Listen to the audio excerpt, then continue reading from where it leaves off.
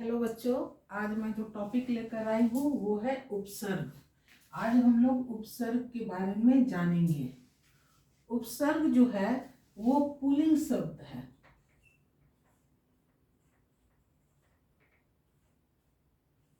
ये कैसा शब्द है? पुल्लिंग शब्द है। और शब्द निर्माण पढ़ाने के वक्त हम बताए थे कि शब्द का निर्माण कई आधार पे किया गया है। उन्हीं में से एक है उपसर्ग। उपसर्ग जो है वो उसमें उप जोड़ सर्ग, ये दो मिलकर बना है उपसर्ग। उपसर्ग कैसे मिला है बना है? उप और सर्ग, इन दोनों के मेल से बना है उपसर्ग। उप का अर्थ होता है समीप या पहले। उप का अर्थ होता है समीप या पहले, और सर्ग का अर्थ होता है सृष्टि। सृष्टि या रचना, बनाना, कुछ भी कहो। इन दोनों के मेल से जो उपसर्ग बनता है तो उसका अर्थ क्या हुआ? समीप या पहले, यानी कोई शब्द है, उस शब्द के पहले और उसके बाद शब्द का निर्माण करना। कह रहा है कि कोई अगर शब्द है तो शब्द के पहले उपसर्ग लगेगा जो कि सृष्टि करेगा, नए शब्द का निर्माण करेगा। क्या करेगा? वो नया शब्द बनाएगा।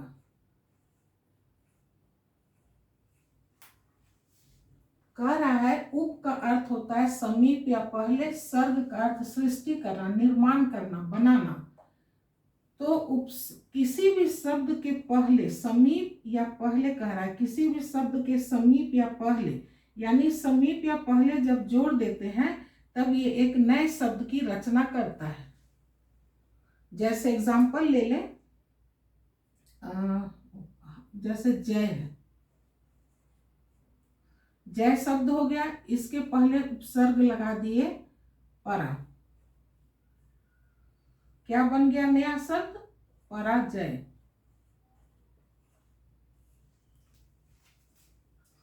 यानी ये जो शब्द है इसको कहते हैं मूल शब्द।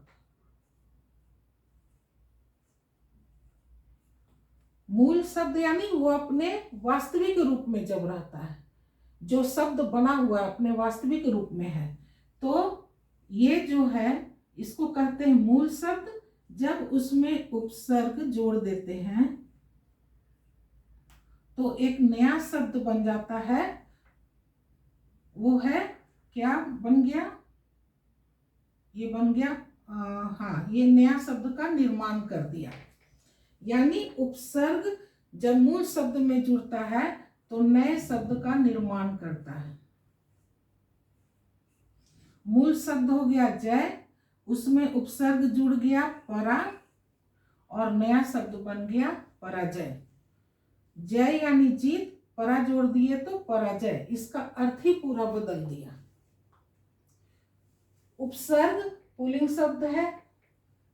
उपसर्ग जो है उप जोड़ सर्ग से बना है उपसर्ग। उप का अर्थ होता है समीप या पहले। समीप या पहले कब? जब कोई चीज होगा तभी तो उसके पहले या समीप आएगा। तो कोई भी शब्द के पहले जब ये जुड़ता है तब क्या करता है? सृष्टि करता है, नए शब्द का निर्माण करता है, रचना करता है। जैसे उपसर्ग, किसी शब्द के आगे जब उपसर्ग जोड़ देंगे तो नए शब्द का निर्माण होगा। एग्जाम्पल, जय अगर शब्द लिए उसमें परा जोड़ दिए तो क्या बन गया? पराजय। अब हम क्या देख रहे हैं कि जब उपसर्ग किसी शब्द के साथ जुड़ता है तो या तो वही शब्द रहता है या फिर शब्द का अर्थ ही बदल देता है। जैसे यहाँ शब्द का पूरा अर्थ बदल दिया। और यही अगर मान लो जय में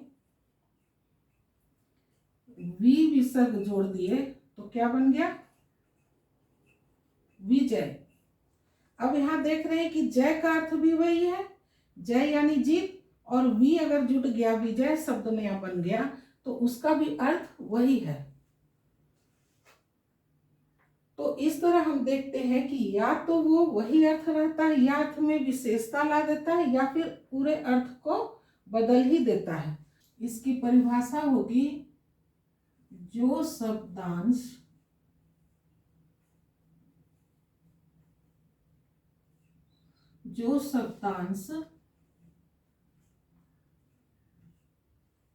शब्द के पहले आकर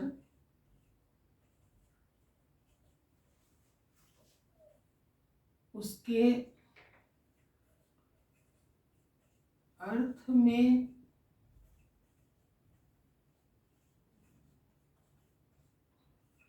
विशेषता ला दे,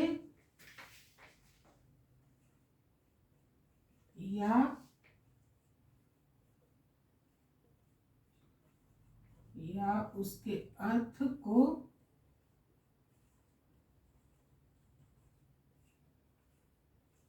बदल दे। जो शब्दांश शब्द के पहले आकर उसके अर्थ में विशेषता ला दे या उसके अर्थ को बदल दे।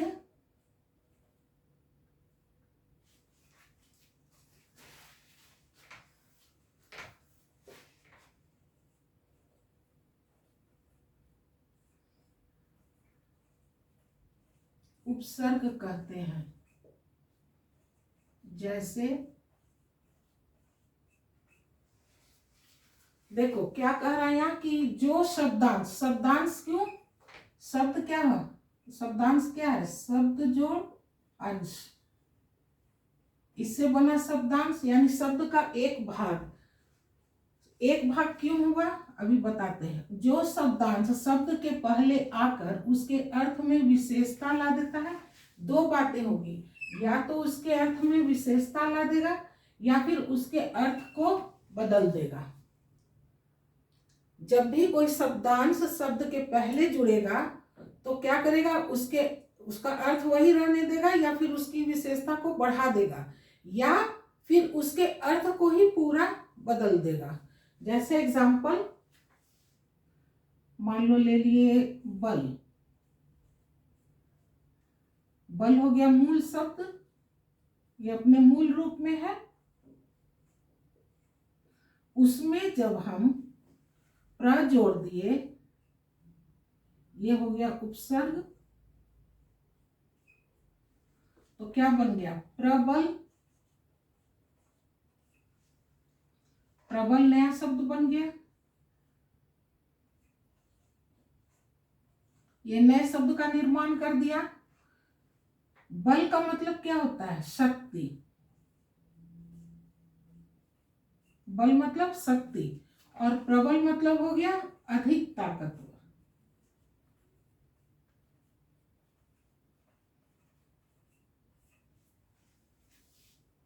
प्र का अर्थ यहां लिया गया अधिक। प्र मतलब अधिक, शक्ति, बल यानी शक्ति, यानी बल में जब हम प्र लगा दिए तो क्या बन गया, अधिक शक्ति वाला। नया शब्द बना प्रबल, अधिक शक्ति वाला, एकदम ताकतवर। और इसी बल में अगर हम निर लगा दें तो नया शब्द क्या बन गया, निर्बल। निर्बल का अर्थ क्या होता है, कमजोर, जिसको ताकत नहीं है, शक्ति रहित।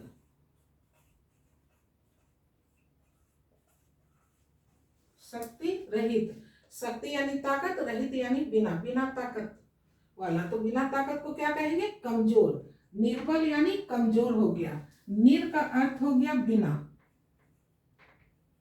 यानी बिना शक्ति, बिना ताकत के, जिसका अर्थ हो गया कमजोर, निर्बल। लेकिन हम यहाँ इसको उपसर्ग को शब्दांश बोल रहे हैं। क्यों, शब्द नहीं है, ये पूरा शब्द नहीं है, ये शब्द का एक अंश है। जब ये शब्द के साथ जुड़ता है तब जाकर ये सार्थक बनता है। सार्थक यानी जिसका अर्थ होता हो, जिसका मतलब निकलता हो। तो जब ये शब्दांश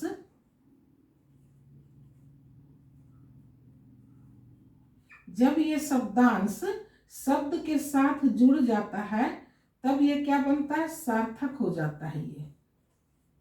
ये जो शब्दांश है तभी ये सार्थक होता है। इसके साथ मिलने पर जब तक ये अलग रहता है तो इसका कोई अर्थ नहीं होता। हालांकि निर का अर्थ यहाँ लिया गया बिना से, लेकिन हम बिना के जगह निर नहीं लिख सकते हैं। बिना खाना खाए वो चला गया है ना, बिना खाना खाए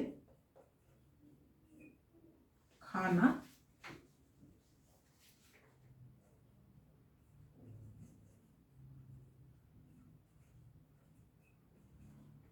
वह चला गया, तो हम इसको ऐसा नहीं लिख सकते बिना को निर, निर खाना खाए, है ना, क्योंकि शब्दांश का प्रयोग यहाँ नहीं हो सकता है, इसके कई अर्थ हो सकते हैं। इसलिए यहाँ बिना की जगह निर का हम प्रयोग नहीं करेंगे, ये गलत होगा। इसलिए ये कब होगा, जब ये किसी शब्द के साथ जुड़ता है तभी ये सार्थक होता है। सार्थक का मतलब अर्थ देने वाला।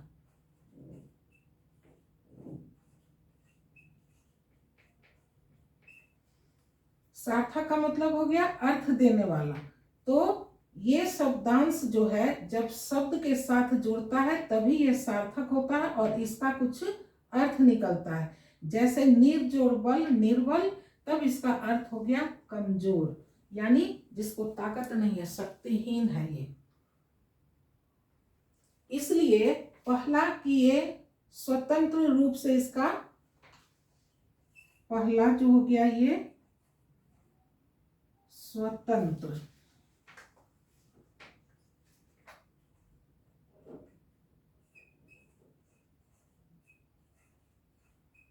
स्वतंत्र रूप से वाक्य में प्रयोग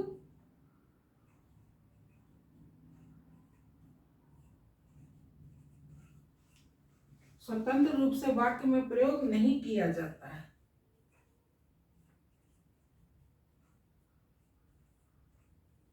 उपसर्ग को हम स्वतंत्र रूप से वाक्य में प्रयोग नहीं कर सकते हैं। जब ये किसी शब्द के साथ जुड़ेगा और ये सार्थक होगा तभी फिर उसका हम शब्द में प्रयोग कर सकते हैं। दूसरा, ये शब्दांश होते हैं। तीन बातें याद रखना, एक तो ये शब्दांश होते हैं, दूसरा इनका स्वतंत्र रूप से प्रयोग नहीं किया जाता है। किसका प्रयोग किया जाता है, जब ये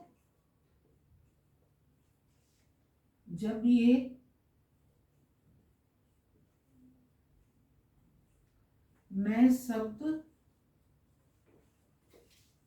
बनाते हैं तो उन्हीं शब्दों का वाक्य में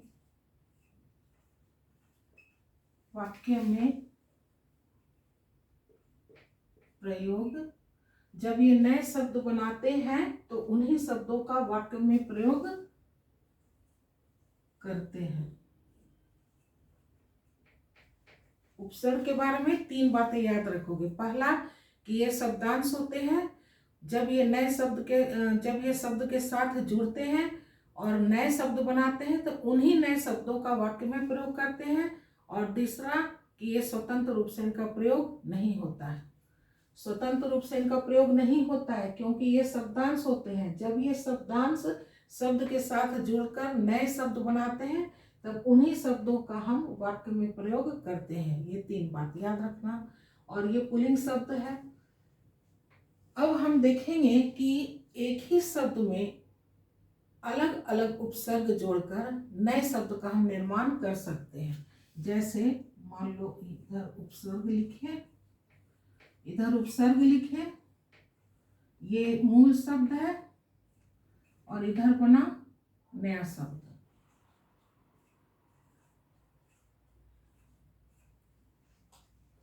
पहला है, मान लो शब्द है ये हार, ठीक है, मूल शब्द हार हो गया, उपसर्ग जोड़ दिए इसमें प्र, नया शब्द क्या बन गया, प्रहार। हार किसको बोलते हैं? पराजय को। जब हम नहीं जीत पाते हैं तब हार जाते हैं, हार। और उसमें अगर प्र जोड़ दिए, प्र उपसर्ग, प्र शब्दांश को जब हम जोड़ दिए तो क्या बन गया? प्रहार। प्रहार मतलब चोट, प्रहार करना यानी चोट करना। दूसरा है, अगर हम हार के पहले उप जोड़ दें, क्या बन गया? उपहार। उपहार मतलब भेंट।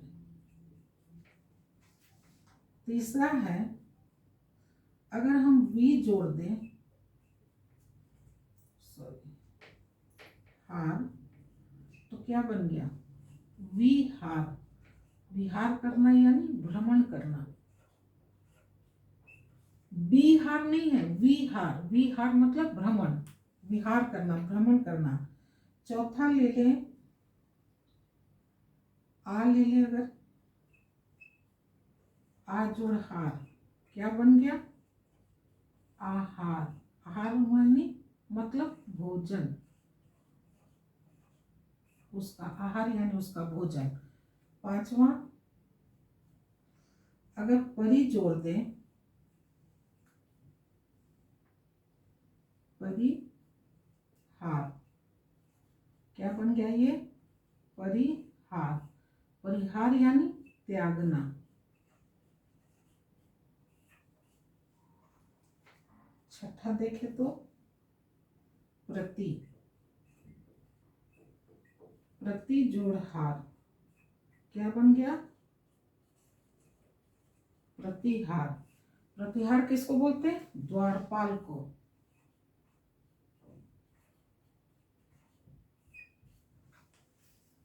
तो इस तरह हम देखते हैं कि एक ही शब्द में कई प्रकार के उपसर्ग हैं, जिनको जब ये शब्द के साथ जुड़ते हैं तो एक नए प्रकार के शब्द बनाते हैं, जिनका कि अपना एक अलग ही अर्थ होता है। कभी कभी एक शब्द में एक से अधिक उपसर्ग जुड़े होते हैं। जैसे एग्जाम्पल देख लें, संविधान। संविधान में कितने उपसर्ग हैं?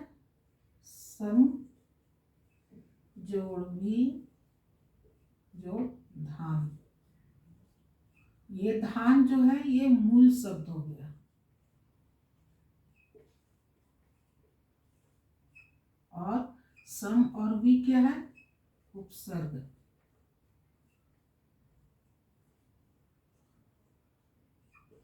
यानी संविधान में एक से अधिक दो उपसर्ग है। एक दूसरा एग्जाम्पल देखें,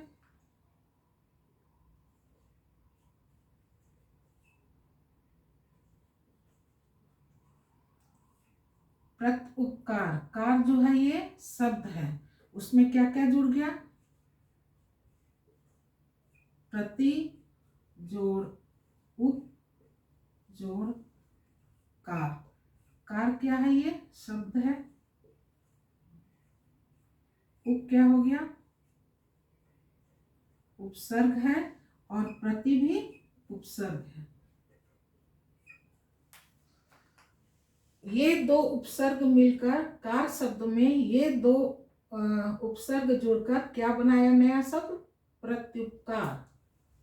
उसी तरह से इसमें हम देखें सुव्यवहार।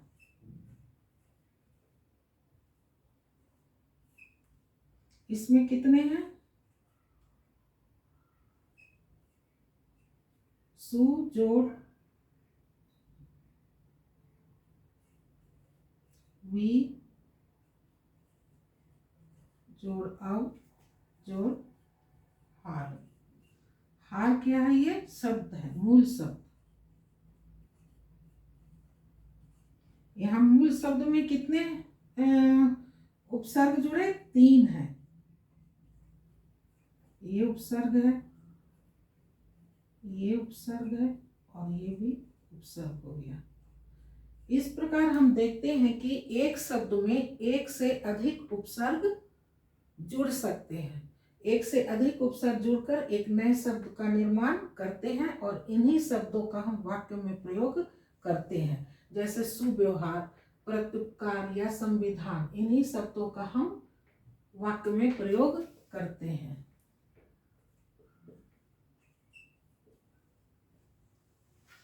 इस तरह से हम उपसर्ग का क्या देखें कि उपसर्ग वे शब्दांश हैं जो शब्द के पहले जुड़कर उसके अर्थ में विशेषता ला देते हैं या फिर उसके अर्थ को ही बदल देते हैं। प्रबल और निर्बल बताए या फिर जय का भी बताए, पराजय और वी जोड़ देंगे तो विजय और परा जोड़ देंगे तो पराजय। एक से अधिक भी उपसर्ग जुड़ा रह सकता है, जैसे यहाँ 2 और 3 का देखे हैं, इस तरह से भी शब्द का निर्माण होता है। ये जो है उपसर्ग, ये स्वतंत्र रूप से इसका वाक्य में नहीं प्रयोग करते हैं क्योंकि ये शब्दांश है। जब ये शब्द के साथ जुड़कर नया शब्द का निर्माण करते हैं तो उन्हीं नए शब्दों का हम वाक्य में प्रयोग करते हैं। जैसे संविधान का करेंगे, प्रत्युपकार का करेंगे, सुव्यवहार का करेंगे, न कि प्रति, उप, सम, वि और सु, वि, अव का करेंगे, क्योंकि ये शब्दांश है, शब्द का एक अंश है। जब ये अंश शब्द के साथ जुड़कर नया शब्द बना देता है जो कि सार्थक होता है, उन्हीं शब्दों का हम फिर वाक्य में प्रयोग करते हैं। इतना हो गया। अब है उपकार के प्रकार, उपसर्ग के प्रकार। उपसर्ग 3 प्रकार के होते हैं। उपसर्ग के प्रकार, उपसर्ग के प्रकार,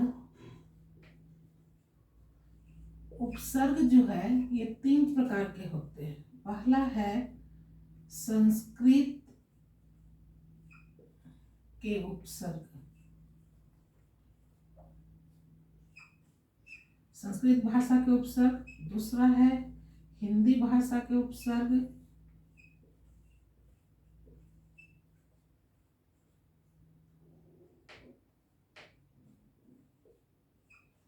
और तीसरा है विदेशी या आगत उपसर्ग।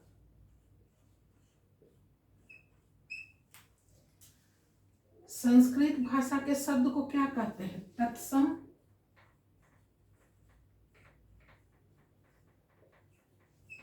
संस्कृत भाषा के शब्द को कहते हैं तत्सम शब्द।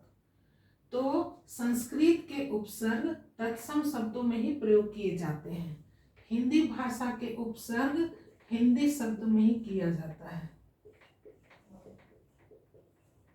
और विदेशी भाषा, विदेशी यानी अपने देश का भाषा नहीं, दूसरे देश का भाषा, उसको कहेंगे विदेशी भाषा।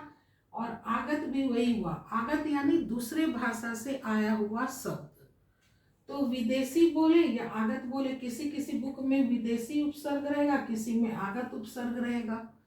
तो दोनों का बात एक ही हुआ, या तो विदेशी भी दूसरे देश के भाषा का, और आगत माने दूसरे भाषा का आया हुआ शब्द। तो बात एक ही हुआ, विदेशी लिखे या फिर आगत लिखे, विदेशी या आगत उपसर्ग।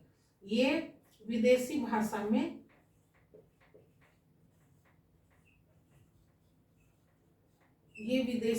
में इसके उपसर्ग प्रयोग किए जाएंगे।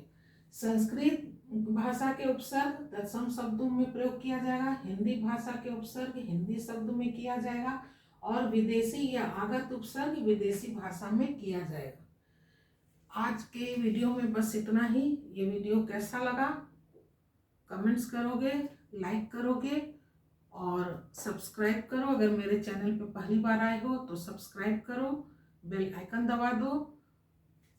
नेक्स्ट वीडियो में इन तीनों के बारे में हम लोग विस्तार पूर्वक पढ़ेंगे। वीडियो देखने के लिए बहुत बहुत धन्यवाद। बाय।